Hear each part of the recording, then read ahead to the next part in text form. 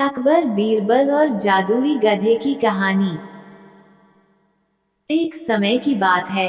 बादशाह अकबर ने अपने बेगम के जन्मदिन के लिए बहुत ही खूबसूरत और बेशकीमती हार बनवाया था। जब जन्मदिन आया तो बादशाह अकबर ने वह हार अपनी बेगम को तोहफे में दे दिया, जो उनकी बेगम को बहुत पसंद आया। अगली रात बेगम साहिबा ने वह हार गले से उतारकर एक संदूक में रख दिया।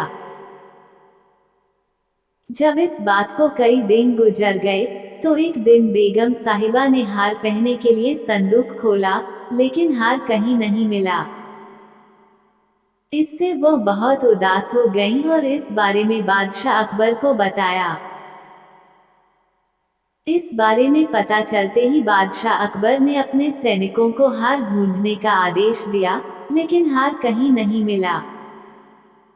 इससे अकबर को यकीन हो गया कि बेगम का हार चोरी हो गया है। फिर अकबर ने बीरबल को महल में आने के लिए बुलावा भेजा। जब बीरबल आया तो अकबर ने सारी बात बताई और हार को खोज निकालने की जिम्मेदारी उसे सौंप दी। बीरबल ने समय व्यर्थ किए बिना ही राजमहल में काम करने वाले सभी लोगों को दरबार में आने के लिए संदेश भिजवाया। थोड़ी ही देर में दरबार लग गया। दरबार में अकबर और बेगम सहित सभी काम करने वाले हाजिर थे, लेकिन बीरबल दरबार में नहीं था। सभी बीरबल का इंतजार कर ही रहे थे कि तभी बीरबल एक गधा लेकर राज दरबार में पहुंच जाता है। देर से दरबार में आने के लिए बीरबल बादशाह अकबर से माफी मांगता है। सभी सोचने लगते हैं कि बीरबल गधे को लेकर राज दरबार में क्यों आया है।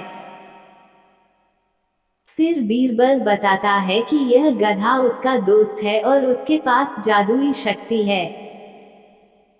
यह शाही हार चुराने वाले का नाम बता सकता है। इसके बाद बीरबल जादुई गधे को सबसे नजदीक वाले कमरे में ले जाकर बांध देता है और कहता है कि सभी एक एक करके कमरे में जाएं और गधे की पूंछ पकड़कर चिल्लाए, जहांपनाह मैंने चोरी नहीं की है।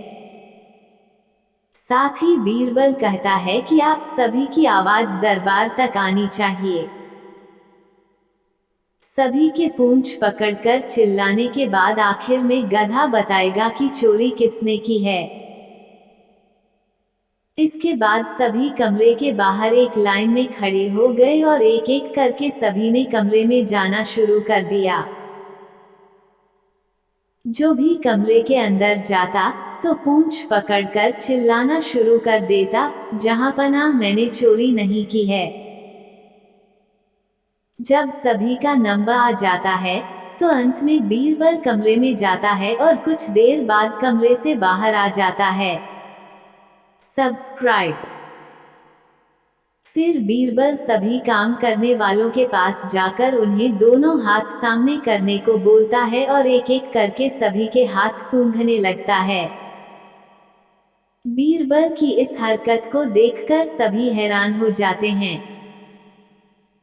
ऐसे ही सूंघते सूंघते एक काम करने वाले का हाथ पकड़कर बीरबल जोर से बोलता है, जहांपनाह इसने चोरी की है। ये सुनकर अकबर बीरबल से कहते हैं, तुम इतने यकीन के साथ कैसे कह सकते हो कि चोरी इस सेवक ने ही की है? क्या तुम्हें जादुई गधे ने इसका नाम बताया है? तब बीरबल बोलता है, जहांपनाह यह गधा जादुई नहीं है। यह बाकी गधों की तरह साधारण ही है। बस मैंने इस गधे की पूंछ पर एक खास तरह का इत्र लगाया है। सभी सेवकों ने गधे की पूंछ को पकड़ा, बस इस चोर को छोड़कर। इसलिए इसके हाथ से इत्र की खुशबू नहीं आ रही है। फिर चोर को पकड़ लिया गया और उससे चोरी के सभी सामान के साथ ही बेगम का हार भी बरामद कर लिया गया। बीरबल की इस अक्लमंदी की सभी ने सराहना की और बेगम ने खुश होकर बादशाह अकबर से उसे उपहार भी दिलवाया। कहानी से सीख। इस कहानी से यह सीख मिलती है कि बुरे काम को कितना भी छुपाने की कोशिश करो, एक दिन सबको पता चल ही जाता है। इसलिए बुरे काम नहीं करने चाहिए।